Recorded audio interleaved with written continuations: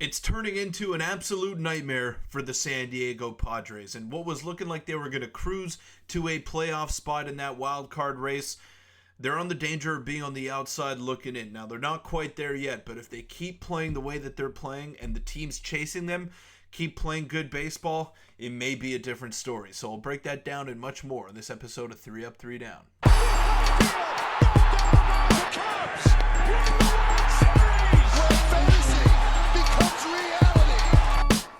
What's up, everybody? Welcome into 3 Up, 3 Down. I'm your host, Peter Vryonis, and today we'll be discussing the ever so tight playoff race in the National League, especially the wild card race. I mean, that thing is heating up, and there's a legitimate battle between four teams that are fighting for those three spots. And honestly, right now, the way that it's shaken up, we don't know who's going to be 1, 2, and 3 in those wild card standings. But before we get into the video, I just want to let you know that 97% of you guys watching are not subscribed. So make sure to hit that subscribe button for more daily baseball content with a Padres focus as well. I seem to get a lot of Padre fans on these videos, so there's no reason to talk about any other team, and they're one of the most exciting squads in baseball. But again, hit that subscribe button. It's free. It doesn't cost you guys anything, and 97% of you watching are not already subscribed, so you won't want to miss the latest episodes of 3 Up, 3 Down. But let's get straight into it. Let's take a look at what's going on here with the San Diego Padres. So they're currently a game and a half up of the Atlanta Braves, of the New York Mets, for that second wild card spot. So they're not in any immediate danger. But if you take a look, I mean, the New York Mets are 8-2 in their last 10. They've been one of the hotter teams in baseball. The Diamondbacks, they've won 3 in a row. I mean, they're really looking like a team that went to the World Series last year, and they are. And the Atlanta Braves, they got Chris Sale on the bump tomorrow against the Los Angeles Dodgers. That's going to be a very tough series for them, but they have been playing much better as of late as well. So this is going to be an absolute dogfight in the National League wild card race. I can't wait to see how it unfolds. Like I said on multiple different videos, I've really become a de facto San Diego Padre fan with my Blue Jays being out of the race at this point of the season. So it's going to be tight. But look at this tweet here by SNY Mets. The Mariners defeated the Padres 5-2 tonight. San Diego is dropped to second place in the NL wildcard race, and the Mets will enter Thursday behind them by 1.5 games. New York trails Arizona for the top wildcard spot by 2 games. Now, all of those teams are idle today, so San Diego, you got New York and Atlanta. They are not playing today. They'll be back in action tomorrow. But a big reason I wanted to highlight here why the Padres may be struggling is not the return of Fernando Tatis Jr. I mean, that was expected to be a big jolt to their lineup, and it has been for the most part. But Jackson Merill, their standout rookie, let's take a look at his last 6 games here. He's 1 for his last 18, and he has really struggled to put the ball in play. I mean, he's got 1 home run for his only hit in his last 18 at-bats, and he was a big reason why the Padres were staying afloat despite the struggles of Manny Machado, despite the absence of Ha-Seong Kim, of Yu Darvish, of Fernando Tatis Jr. He was the one keeping them above water. And now when all of those guys are back, minus Ha-Seong Kim, he has been the one to start struggling. And I think a reason for that is because he's now been put in a more of a backseat role. He's still starting every day in center field, and he's still relied upon as one of their most important defenders. But he's hitting 7th in the lineup, behind the likes of Xander Bogaerts, Jake Cronenworth. I mean, I'm not expecting him to hit 2 or 3 in this order, but he has been their most consistent hitter, or their most productive hitter, I should say, from the start of the season to where we are now with about 20 games left to go.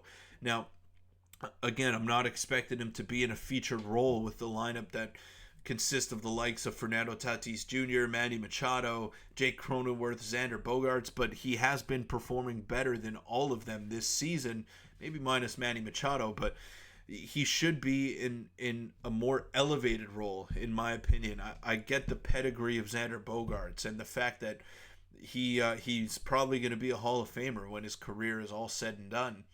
but he's not playing like a Hall of Famer right now. He's been below his career averages by a wide margin, and Jackson Merill, despite these stats that we've seen in the last few games, has been arguably their most consistent guy. So I would put him back in the sixth spot, maybe just shake some things up, because in those 6 games where he's gone 1 for 18, they are 2-4. So they're struggling, and they're trying to find it here. Now, if we look at the playoff odds, they're still in a pretty good spot to go ahead and make it. They got a 90.9% chance of making the playoffs, but all hope of winning the division is pretty much gone after they had that glimmer of hope there when they were playing really good baseball and the Dodgers were sort of teetering, but the Dodgers playing really well again and proving why they're arguably the best team in the major leagues. Now, Jackson Merill, I love him. I think he's going to win Rookie of the Year, but you need to rely on him a little bit more if you're Mike Shildt. Again, I understand the pedigree that is on this roster, and you don't want to shake up too many things, but you're not playing great right now. You're 5-5 in your last 10 games, and you got to find a spark or you're in danger of falling out of that playoff race. The Braves, I'm not sold on them. I'm not sold on the Mets either, but one bad week could change the entire course of the season for either of these teams. Like, that's how close it is. The Diamondbacks are not free and clear either. Like, they're also in danger of maybe dropping out if they have a bad week. So that's how close the National League wildcard race is. It's not really the case in the American League. The top 3 are pretty solidified there, but it's going to be an absolute dogfight from now until the end of the season. And I think the big key, the big determining factor is going to be Jackson Merill getting back to that production that he had just a couple of weeks ago, just finding that stroke again and being that injection of life in that lineup. I think that's going to be a massive key for them going forward. And the pitching as well. The pitching has been solid. The defense has been solid.